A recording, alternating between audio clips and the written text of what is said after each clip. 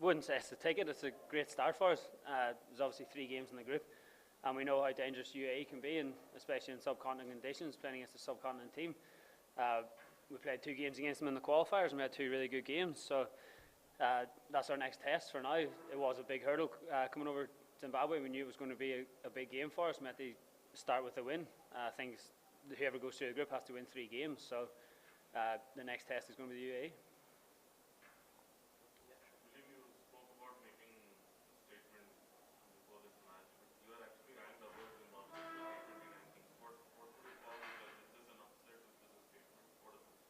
No, it's just a win. I don't think people may have had us favourites, people may have had Zimbabwe favourites. It didn't really bother us.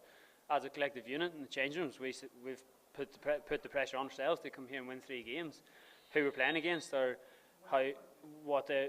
anything else over and above that is speculation. It's how other people look at it. We've come here with a view to win 3 games of cricket to get us into the Super 10s, and that's the first of them, and we won't be underestimating any other team in the group for sure.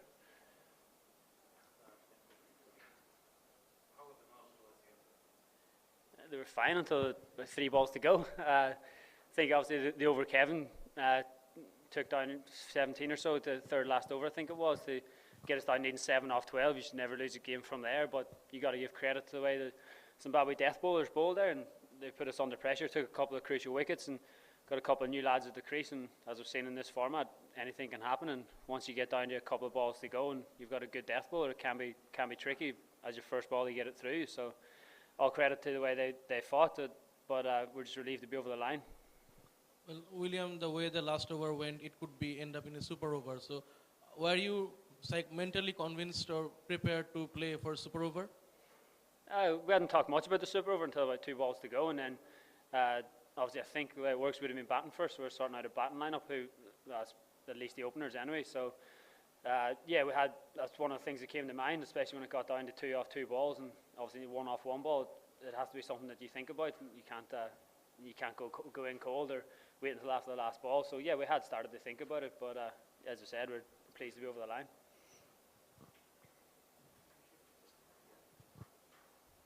Paul, you almost single-handedly threatened to finish the game at one point, and in those last 2 overs, what was going through your mind? Were you thinking that you should have finished it, stayed till the end?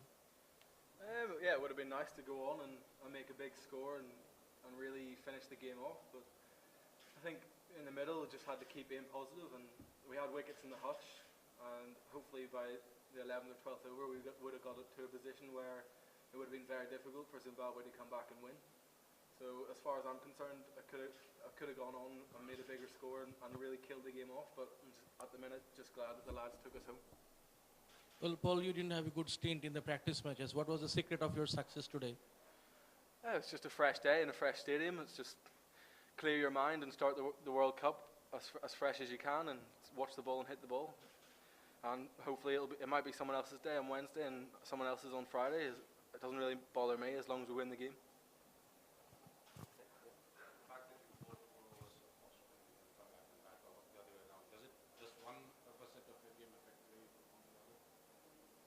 I don't think it does. I think you've got to separate them completely. And it's nice to be in a position where the skipper can turn to me and try and get 4 overs out of my off spin as well. I think the spinners have bowled quite well for us so far in the tournament or in the practice matches. So I think as soon as that innings is over, then you just concentrate on your batting, and it's a different ball game.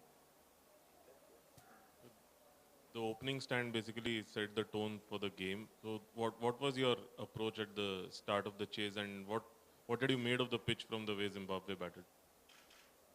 Yeah, we obviously thought it was a good pitch.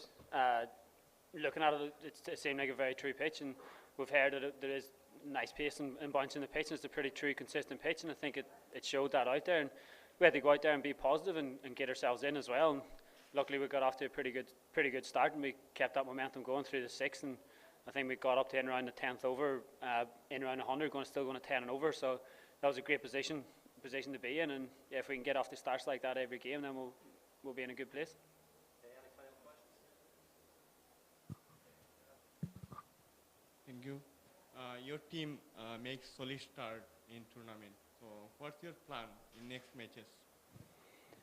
It's just to keep that momentum going. I think there's always areas where you can improve, and in any game, whether you win, lose or draw. So we'll be going and reviewing this game like we do any other, and looking at different areas that we can improve. And we've obviously got a night game the next game, so this game is going to be crucial for ourselves. Obviously this was the first game in the tournament, or in the stadium, so the next game is going to be obviously the second, but it's going to be the first that we'll have watched under lights, and we're under lights here on Wednesday. So I think that it did change slightly coming into the 14th, 13th, 14th over, 15th over tonight when the lights started to take effect. So that's something we're going to have to monitor, and whether that was just he bowled a really good over and we lost 2 wickets, or whether the ball did actually start to do a bit, and that's something you have to factor in. So it'll be interesting to see how this game goes now, and we'll see one under lights.